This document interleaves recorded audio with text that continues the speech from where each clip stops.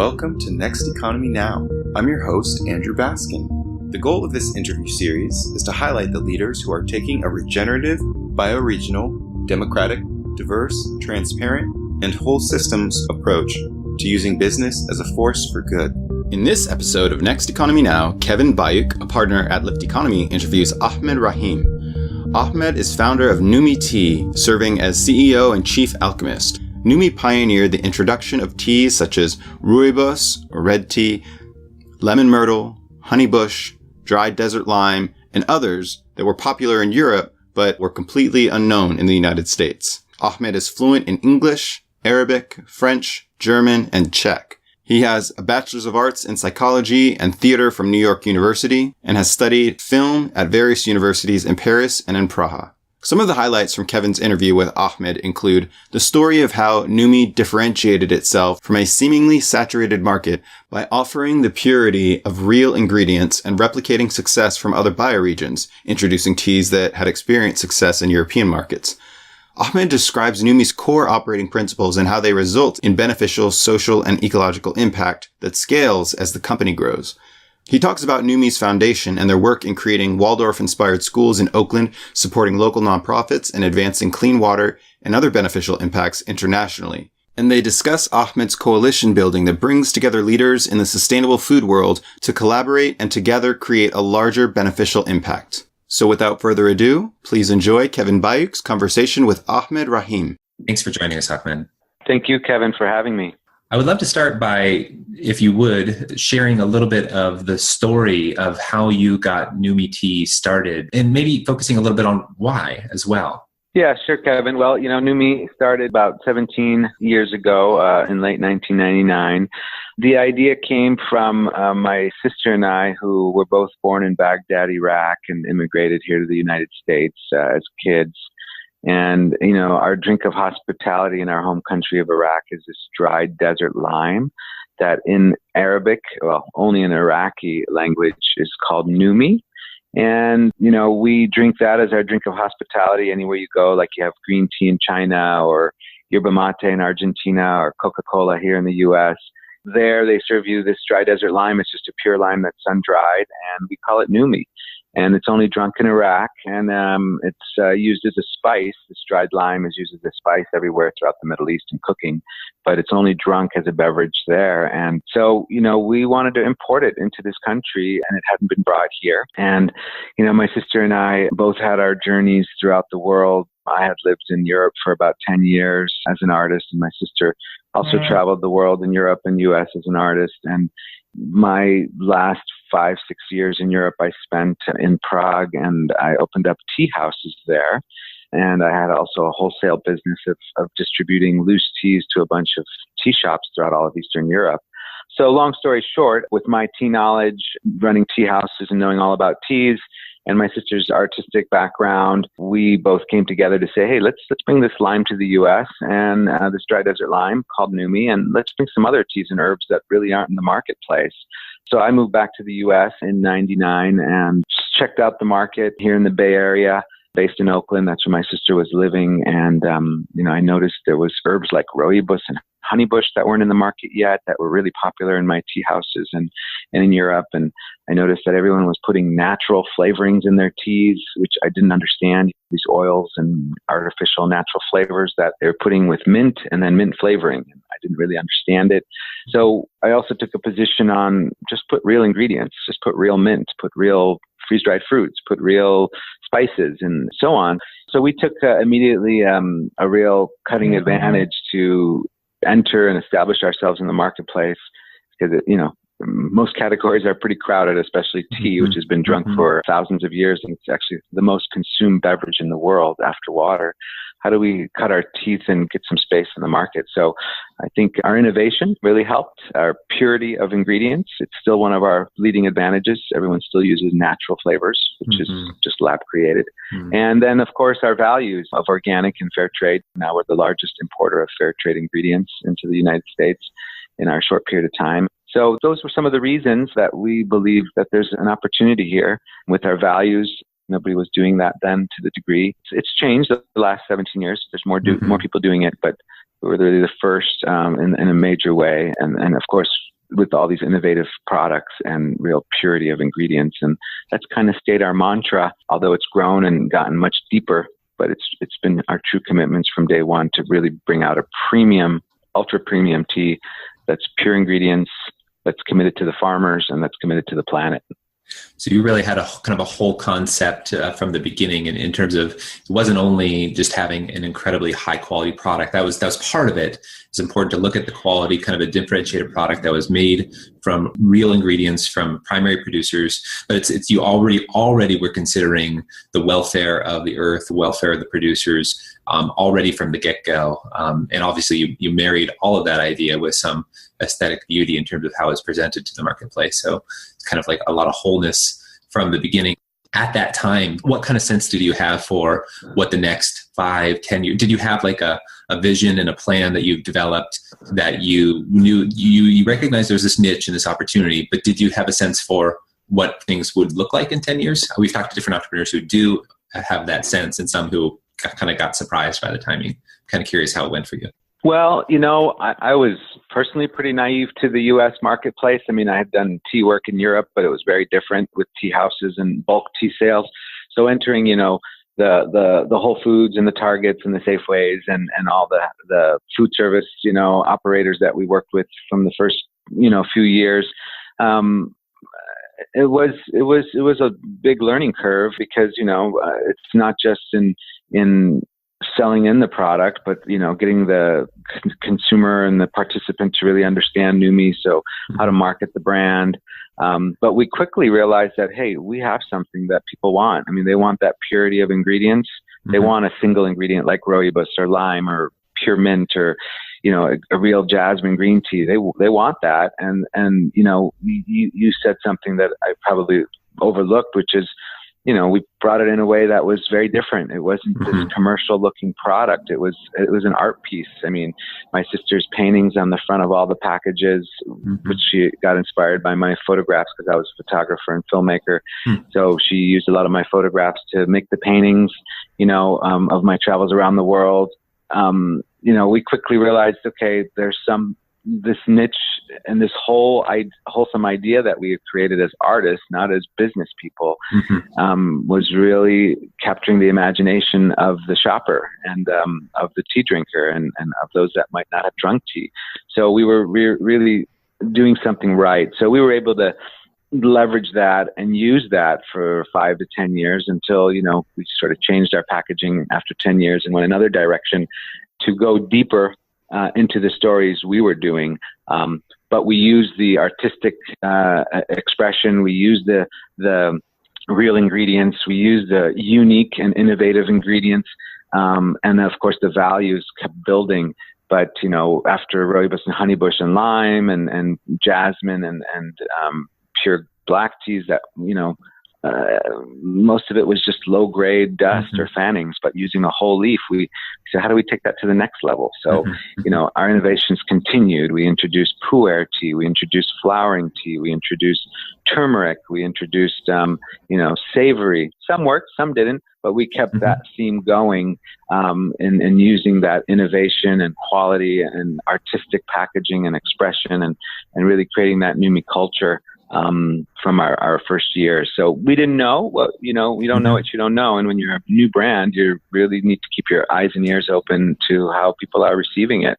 And we were pretty, I don't want to say lucky, but we were the right time at the right place with our innovation and our quality values and our commitments to people and planet. So wonderful. I'm curious to know if at Numi, and I'm sure it's been iterative over time, but if you have kind of an expression of those core values and maybe how they're arrived at. There may be a lot of them, and I'm sure on the website we could probably put a link in this podcast when we put it out there so people can review it. But I'm kind of curious about the process of kind of articulating those values, and I can detect them even in the arc of the narrative of where Numi has gone, but I'm curious as to how you articulate it to yourself and to how the team articulates it to itself.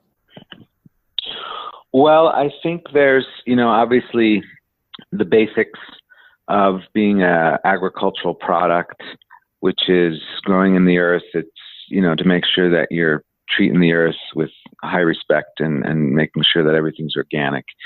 Chemicals in the last 50 years is just the pesticides and fertilizers that have been introduced to the earth is just, it's astounding how poor it's gotten in animal treatment. So I think as an agricultural product, that was first and foremost, is making sure that we're, really committed to organics. 100% of our products are organic. Not all of them were in day one, but today they are. We just needed, time to make sure we can address that. But, soon into our beginning, we made that commitment.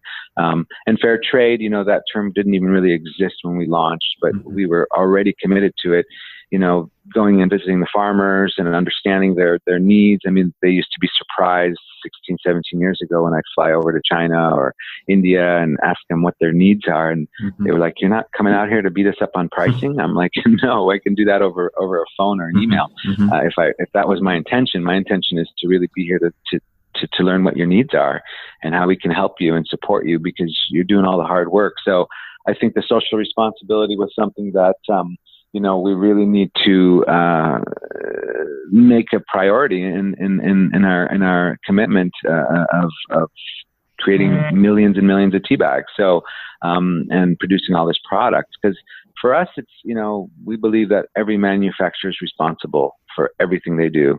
And that's even the waste and sustainability. And, why do you put overwrap on your boxes, a plastic piece of film that you immediately rip off to open the box? It just doesn't make sense. So, using virgin paper, why do you need to use virgin paper when there's so much paper that's being recycled out there? And so, those simple commitments were right from the beginning. And as I mentioned a little earlier, as we grew and our resources grew and our personnel and hiring the people that can help and really hiring those that are really committed to those, it helped us go deeper in that work. And it's evolved. I mean, we have a lot of new programs that we didn't have in the beginning, like our Together for Hope project. It's spelled H2OPE, and it's bringing our farming communities clean water throughout our supply chain. So, we're dealing with communities in China and India and Africa that don't have the basic needs of clean water. So, through the Numi Foundation, in the last 4 or 5 years, we developed a program called Together for Hope, which is bringing all of our farming communities clean water. Can you tell me a little bit more about that? Because is that the partnership that's with the Women's Earth Alliance and some other NGOs, or is that another program? Maybe if you could outline a few programs of the foundation, that would be wonderful, and go a little deeper there. I know listeners would be curious to learn about these voluntary commitments and efforts that Numi has endeavored to take on, and curious kind of like also if you could tell a little bit about the genesis of the foundation, like how did that come about? So my sister and I, we do so much work with our farming communities and put so much resources and financial efforts into helping them. And about 8 years ago, roughly, we wanted to do something beyond that. So we launched the Numi Foundation with our original goal was to bring, as both my sister and I are artists and also care about the planet, we wanted to do some education for children around art and expression, and also around gardening and healthy food and caring for the planet. Our original idea was to develop curriculums and have those be in our home country of Baghdad, Iraq, for all the kids that have been displaced and home without good education, without good homes, just with all the wars and the devastation there over the last 20 years. So our original goal was to do work there, but it's tough to do that kind of international work. And so then we focused on Oakland, and we created some curriculums. We have 3 curriculums. One's about gardening and healthy planet and healthy food. One's about art and how to unleash the artistic expression within yourself, and another's about social studies. They're all experiential learning, kind of like a Waldorf inspired. They're kindergarten through 8th grade, and now we have those curriculums in a lot of Oakland schools, including one school that I helped open called CSCE, Community School for Creative Education, and it's also a Waldorf inspired public charter school. So that was our original concept. And as we've grown it, some other projects have come and gone and woven into it that were more related to Oakland with the local nonprofits and supporting them. And about, again, 3-4 years ago, we said, let's do more. And how can we, go back to our farmers and do more? So the Together for Hope project unraveled, and how can we, help our farmers with some of the basic human rights of clean water? Because, a lot of them just drink dirty river water, don't even understand to boil it. The illnesses that come from it is just, it's high percentages. The amount of time they spend to walk to the rivers to collect the water, and it doesn't let kids go to school. It's a huge, people don't realize that the luxury of having clean water in your own faucet. And then all the plastic bottles people are buying. It's incredible the amount of plastic that's being produced. So, that initiative is a primary focus, along with the school curriculums and getting inner city children the ability to learn beyond just, the basic core, but really things that help them become a whole child. Wonderful. Yeah. So the foundation kind of seems like it's emerging out of the values, this full consideration of it's interesting because it's almost, if you consider the company as, I don't want to do it a disservice, but as an art project, the company is more than just a transactional way to provide a really high quality good, which it is. But it's from the beginning, you had this kind of whole concept, and the foundation is just a natural outgrowth. It's not like, hey, we have to give back because we've done so well. It's just like, why wouldn't we create these programs as part of the natural course of what the company could do? I don't want to put words in your mouth, but it seems like there's some of those motivations might have been there, because I'm sure as Numi grew, there must have been people who said, "Ooh, this is a good company to acquire." You're obviously a market leader. There were a lot of copycats and kind of follow on, trying to take some of the messaging, but maybe not with the authenticity of your practices, but trying to borrow or copy the messaging that Numi was putting out into the market. I'd imagine you and your sister maybe were offered, would you like to sell the company? And I'm curious if you can comment on how you've navigated that over the years. And my guess is that it's a full expression of what's possible in terms of your total impact. There's still a lot of room for you to do a lot of the innovation and expression. But I'm curious, did that ever factor in? Did that happen? Does it still happen today?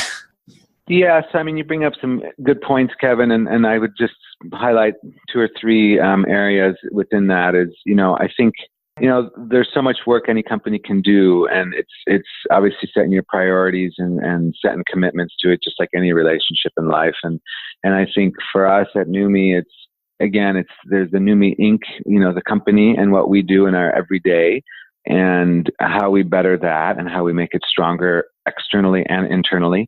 So from the whole farmer experience to the supply chain to our staff to the experience in the marketplace, really being true and committed to that, from our values to our company culture to the Numi way to the product. And then the foundation, which is, it's third-party monies. It's a foundation. Numi Inc. isn't giving all the monies for that. So it's finding supporters that want to be a part of this, that want to help us with our initiatives. And, we raise quite a lot of money for these initiatives. And Numi does give some of it.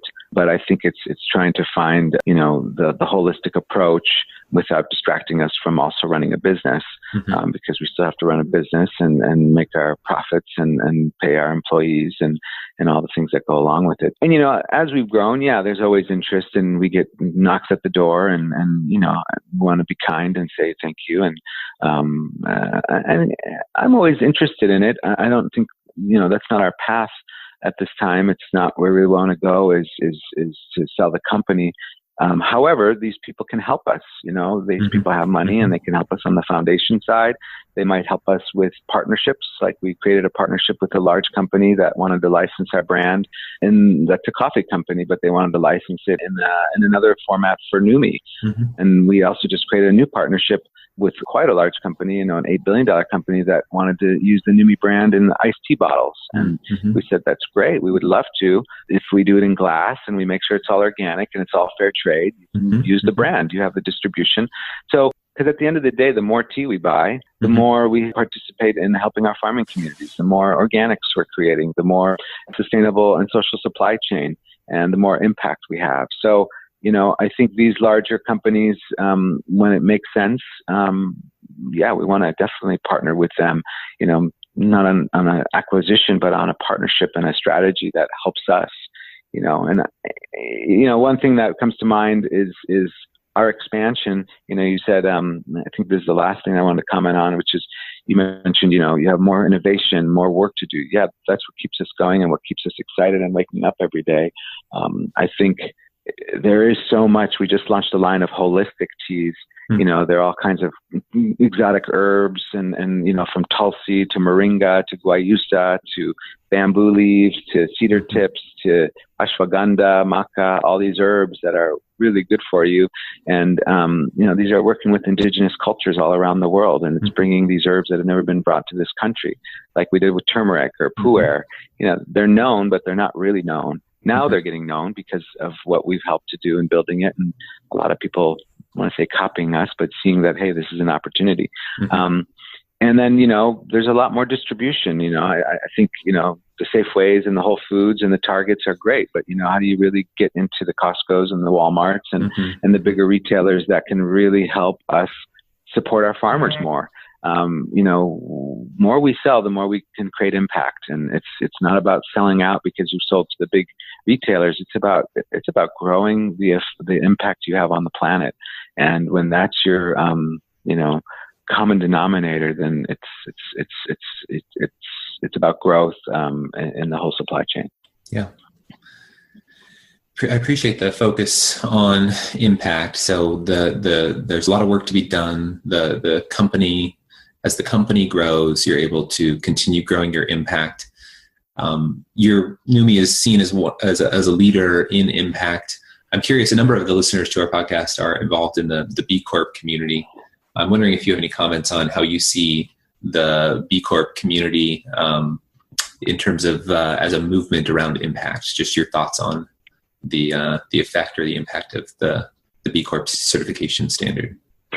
Yeah, I think B Corp has done an incredible job of the last 7-8 years. We're one of the founding 30 B Corp organizations, and really honored to be chosen as one of those founding groups. Jay, the founder, really targeted those companies he wanted, and he knew they would be the catalyst to help him and the vision grow. And I think B Corp has, for me, a lot of the founding companies are already B Corps in their DNA. I think today B Corp has become something a little different. It's become people that aspire to do great things. They may be doing certain things and they can expand and grow, as all of us can, even the founding ones and even the hardcore companies that are much bigger than Numi and really doing great work, whether it's a Patagonia or a Ben & Jerry's, some of those larger companies that have been known for what they're doing to the animals or the planet. So I think even today you get law firms, you get banks, you get all kinds of different organizations, that are certified B Corp. And I think I think overall it's spreading a good message. I don't know the intricacies of all these organizations and where their ratings are on the B Corp, but what it's doing is it's at least creating an industry message out there that, hey, you can do business and do good to whatever degree that is. And again, I'm not measuring each company, but I think the idea and the ethos of B Corp has put out a good message to the greater public. Is there's companies out there that really care about their employees, that care about the planet, that care about how they do business, that treat people well. So I think that's a good message that we need to know about, because it's there's a lot of big corporations that aren't providing as much as they can with the resources they have, and whether it's smaller companies or the large corporations, we all have that opportunity to give back in the right way to our people and to the planet and to our whole supply chain. We make these choices as founders, as CEOs, as employees, whatever level we are in a company. We make that choice to be a part of the company, and we make that choice of how we want to run that company. So I think B Corp helps us and guides us in a good direction. They're their survey in becoming a B Corp really opens your eyes to all the things you can do in an organization. So, I mean, really hats off to them for the hard work they've done to get, 1,000+ organizations on the B Corp, and now they're, launching in Europe. And so I think they're really doing their best to spread the message of do business with good intentions. Appreciate those insights and reflections. There's the insights that the B impact assessment gives for a company to look at wholeness is can be really helpful. When we look at Numi, we kind of see Numi already there. Like you said, you were even courted to be one of the founding B Corps. As an entrepreneur, your kind of perspective on what Numi could bring to the world, the service, was already kind of embodying the values, and so the standard is kind of affirming the questions, kind of affirming the practices you already done, and maybe you discovered a few things in there. But there is the case that there are a couple of companies and entrepreneurs who are voluntarily kind of setting the higher bar for what the total expression of what a company could be. And I kind of have a controversial question. A lot of my community in the permaculture community looks at long time horizons out into the future. And when they see a company that, say, has developed an affluent world or a North American following, and maybe is providing even something that's really wonderful, they kind of look at this question, and I already have some sense of how you're already addressing this, but the question that they ask is, if we take a multi-generational view of the future, what we want to see, for example, with the indigenous communities, the indigenous peoples of the world who have been socioeconomically marginalized or even outright oppressed, is how does a company that provides a market for goods that get exported from that region, how does a company help support the kind of the local self-reliance, that kind of the economic self-determination of people in place? So if there's people who are suffering from lack of sanitation, water, clean water, food security, so creating an income stream that is dependent upon an economic export model, and if they were a purist, they'd say, isn't that making them dependent upon the existence of the economy that tends to exploit people? Not the whole economy. There's the exceptions, like the Numis, but the economy at large tends to be a consumer, not producer kind of culture. And so there's this question that's asked, is like, how does a company like Numi, or any company, try and support local economic self-determination of people who are involved in currently producing some of those primary ingredients and supplies? And again, you've already mentioned what you're doing with water and what the foundation has done and catalyzed. But I'm curious, if you take a long time horizon, how that fits into, does Numi think about that? Just kind of curious for your reaction. It's a complex question because, the economy is, the local economies, we're a global brand, so we distribute to over 40 countries around the world. And, we feel like just the fact that the customers buying our product, they're contributing to it and helping the whole supply chain. It's hard on the local economies, to have the impact that we'd like to have. I mean, we try and keep a lot here locally in Oakland, whether it's, people that produce packaging for us or do some co-packing for us. We try and keep and stimulate our local economy. But, it's a big question because, you're getting into the government and you're getting out of the private sector and getting into the political sector and the public sector, which, you're trying to intersect all those. And it's tough, I mean, even some of our projects, on the foundation side or on the Numi Inc side, we still have to deal with red tape with the government, when we're trying to do things for good for our farmers in India or China, or even here in the local educational side in Oakland. You got to go through red tape because you're dealing now with governments and you're dealing with public systems, and it's there's no straight line, and there's a lot of red tape that you might have to go through.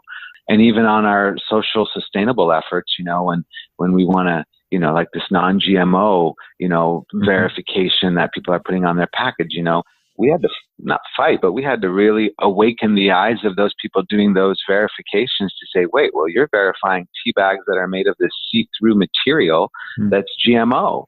And do you realize that you're putting boiling water on this? And we don't want to be a part of the non-GMO verified until that's really addressed. So they did address it, and they said, oh, you're right. Anything that you're actually cooking that ingredient by putting boiling water over it, or those containers that are supposedly biodegradable, but they're made of GMO corn, you're going to microwave it, that's cooking it. So it's gotten to a point which is great that, people are starting to look at these things, and even B Corp, back to that, one of their big initiatives is to go to legislation and to get tax breaks for those companies that are B Corp. So it's getting now the government and the private, and the private sector to connect to help that local economy. So I think there are things that are happening, but so much of it, I don't want to say so much of it is out of our hands, but not all of it is within our control, should I say. Most definitely. And, for the listeners that have done some of that work, I hope they can join me in thanking you, because it's oftentimes thankless work. It's to be a pioneer and to work through that red tape, setting a new pattern so that anybody who follows you has an easier time cutting through those pathways is really hard. It's challenging. And to voluntarily take that on, like you and Numi have done, is exceptional. It's not normal. And I'm grateful for the intentions and then the actual taking of it on, doing that work, cutting through the red tape, making new possibilities. I have two more kind of related questions. One is looking at the future, or even the now. I'm curious about what kind of projects you see happening, other enterprises, things that are inspiring you, that keep you lit and excited about what's possible in the emerging next economy. And the second question is, we've been talking for a few things that Numi has done. I happen to know there's a bunch of other initiatives that Numi has in place. And maybe I'll send some links out with the podcast so listeners can follow along and know more about what you're doing. But I'm curious if there's any particular initiatives that you'd like to share about, either with the foundation or with Numi itself. I'm aware of the amazing commitments that Numi is making to its employees in terms of its intentions, of some of the work that you're doing personally as a mentor in the next economy. There's a lot of things that Numi's doing, and I'm sure we could talk for a number of hours, but if you want to highlight one or two of those things. So 2 questions. What kind of things are maybe inspiring you, or are you looking at as reference points that you're excited about? And then the second thing, is there anything else that you'd like to share about some of the amazing things that Numi is doing? Well, one, maybe I can combine the two because they're kind of interrelated. So I started a group about 5 years ago. I co-founded with a colleague of mine, Laura Dickinson. It's called OSC Squared, One Step Closer to an Organic Sustainable Community. And the vision of that has evolved, but it's evolved to our original vision, which is how do we bring leaders in the sustainable food world together to collaborate and drive more change to create a positive impact on the planet and people. So we brought together brands that are more emerging, not the veterans that have been doing it for 30, 50 years, but those that are doing it 10 to 20 years. Brands like Nutiva and Guayaki and Ultra Eco and Big Tree Farms and Lotus Foods. And so there's about 16 founders, CEOs in this group now. And we meet regularly to look at our own challenges as businesses and support each other. But a lot of the support is around our sustainable, social, environmental, and business issues. But how can we really help each other? And but the other ideas of this work is how do we then also become an industry sort of nucleus to help bring other businesses involved to help us drive change. So one of them is about packaging. How do we create the first home compostable, non-GMO, plant-based packaging? And now in that packaging coalition, there's over 40 brands that have joined. They're not core members of OSC, but they're part of the OSC Packaging Coalition. And bigger brands like Seventh Generation, and even Whole Foods has joined that, or Plum, or Annie's. bigger brands that, collectively we make up billions of dollars of purchasing power. Mm-hmm. So that's become quite a successful coalition. We started that, almost simultaneously when OSC started 5 years ago. So that's gained a lot of momentum. And now our newest initiative is called the Climate Collaborative. And how do we address the climate issues of our time? And now the whole food industry has jumped on board with that. I mean, major retailers, have really come to talk to us, whether it's Target or the NCG and Infra Group, which are all the national, co-ops and health food stores in the U.S., Whole Foods, bigger brands like Organic Valley and Patagonia and many others. A lot of the OSC brands, like Dr. Bronner's and Guayaki and Numi have all participated. So it's becoming now the talk of the food industry. We just hosted an event in LA when we did the Natural Products Expo. 500-600 people showed up to the first call to action of how do we as a food industry really look at the climate issues. And we've created 9 themes in which people can make commitments. It's from agriculture to food waste to energy to transportation. All of these, there's 9 different themes, and people are making commitments for their organizations of how they will address this within their company to reduce their carbon emissions, to be carbon neutral, to be, so it's been really rewarding to see, and just, incredible honor to see all these organizations come together for this call to action of how do we as a food industry address the climate issues. So that's kind of been a part of this. The other part is, we're creating something called Rising Stars in OSC, and we're bringing younger entrepreneurs that the OSC core members can mentor and can support. And these are companies, let's say under 10 million, that need help, but they have great values from organics to sustainability to fair trade, whatever their values are. They obviously have to fall within OSC criterias, and we're there to help them grow their business and become the next leaders in the sustainable food industry. So that's been emerging as of late. And then me personally, I do work with a lot of younger companies. I mentor, I advise, I'll sit on some boards, both for-profit and NGOs, when the time is right and when it really fits my personal values, which are similar to OSC, on running a healthy business.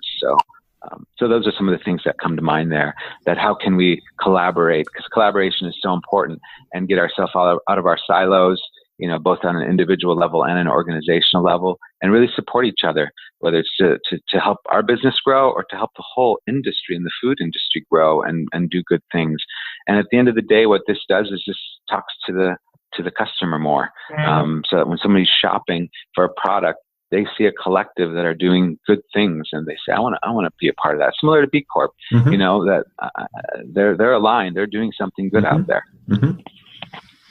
I love that. Yeah, you can go to osc2.org to learn more if you want. Great, and we'll put that link with the podcast as it goes out.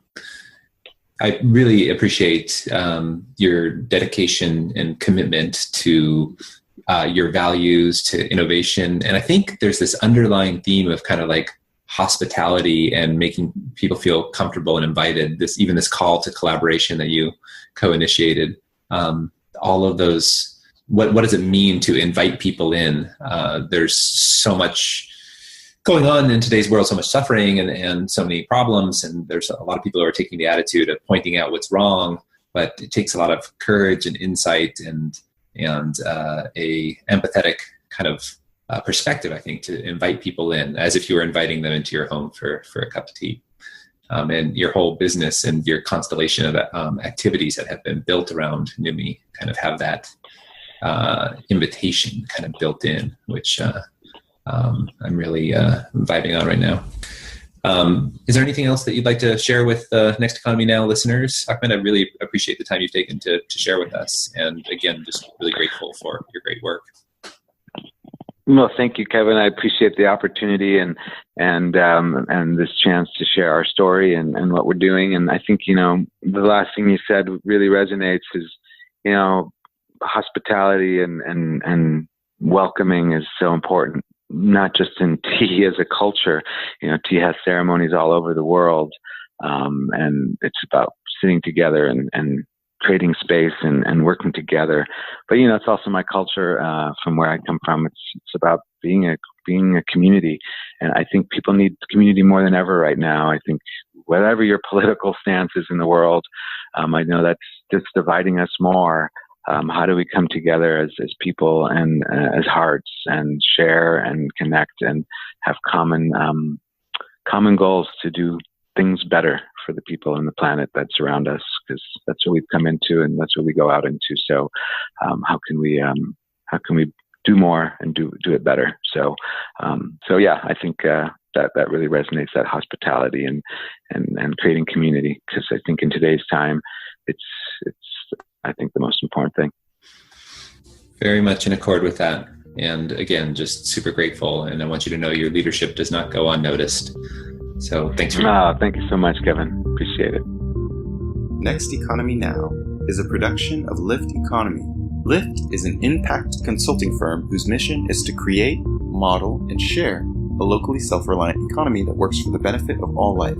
To listen to all our past episodes or to share your thoughts about the show with us, visit www.lifteconomy.com/podcast. That's LIFT economy.com/podcast. You can also subscribe to this podcast through iTunes, Overcast, Stitcher, or wherever you get your podcasts. Please take a moment to rate us on iTunes. It's really very helpful in allowing these ideas to reach a wider audience. Once again, thanks for listening.